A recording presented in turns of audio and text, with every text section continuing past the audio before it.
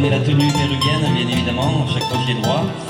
Donc ce soir, eh bien, un spectacle direct du Pérou pour vous proposer ici à Valls-les-Bains. Merci à tous les Valsois et tous les touristes qui viennent sur Valls-les-Bains. La commune de Valls-les-Bains, représentée par son député maire Jean-Claude Flory, ont voulu vous offrir ce spectacle qui vient tout droit du Pérou. C'est un orchestre donc qui s'appelle les Sumac Pacha, un orchestre qui a été créé en 1977 à Lima au Pérou. Mais il l'a fait lui déjà. Sumac Pacha veut dire Là je laisse filer maintenant. terre Tu prends? de toute beauté, comme Valls-les-Bains. Ouais, je préfère que tu Donc fasses c'est quand même un maximum. grand signe.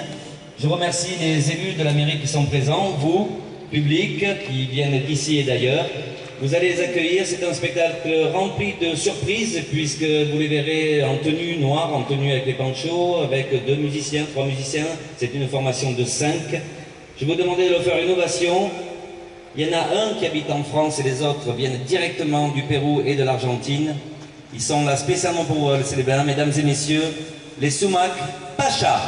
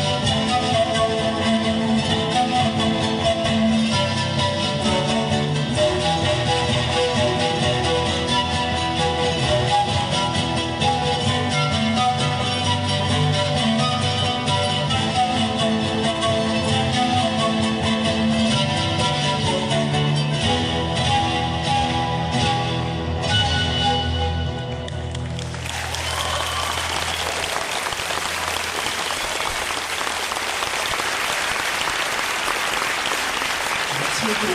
Merci.